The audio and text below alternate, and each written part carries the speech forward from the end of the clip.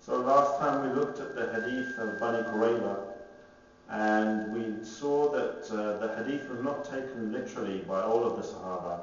The Hadeeth where the Prophet ﷺ commanded the Sahaba not to pray until they reached Bani Qurayza. Some Sahaba took the Hadeeth literally and prayed Asr in Bani Qurayza, even though it was the time of Maghrib or after Maghrib.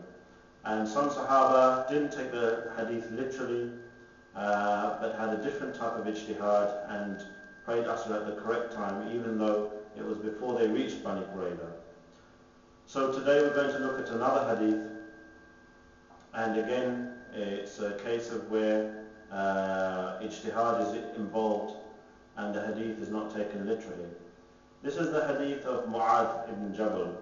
Not the Hadith about when he went to Yemen or when he was going to go to Yemen, but another Hadith when Muaa'dh was riding with the Prophet ﷺ.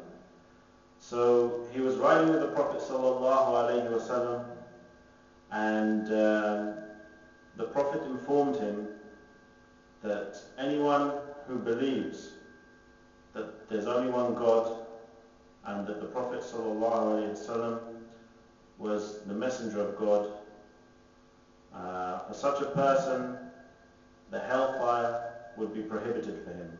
In other words, they would enter paradise. So Muaa'dh, when he heard this news from the Prophet ﷺ, he asked, shouldn't I inform the people?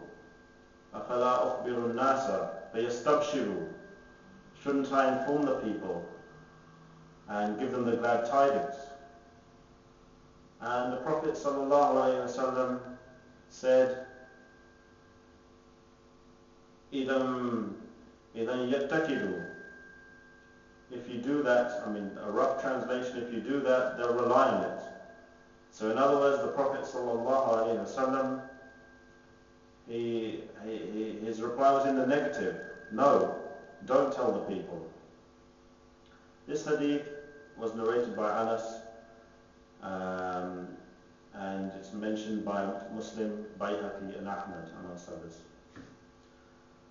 So if you look at the literal wording of the hadith, the Prophet ﷺ is explaining to Muaa'dh that he shouldn't tell the people that they're guaranteed paradise if they believe in Allah and His Messenger, because they'll rely on it, and this may lead to a decrease in their actions.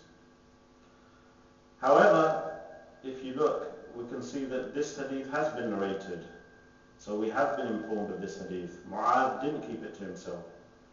And how and why? Well, this is answered in the last part of the hadith, where the narrator, Anas, mentions that Muaa'dh mentioned this hadith while he was dying, or towards the end of his life, and the reason being is that he didn't want to fall into the sin of hiding knowledge, kitmanul ilm, as it's called in Arabic.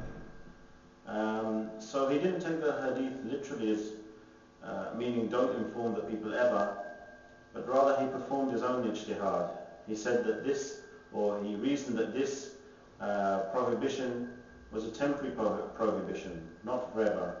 And if he was to take it literally, this would contradict the clear verses of the Qur'an and the Hadith, the clear evidence from the Qur'an and Hadith that hiding knowledge is not allowed.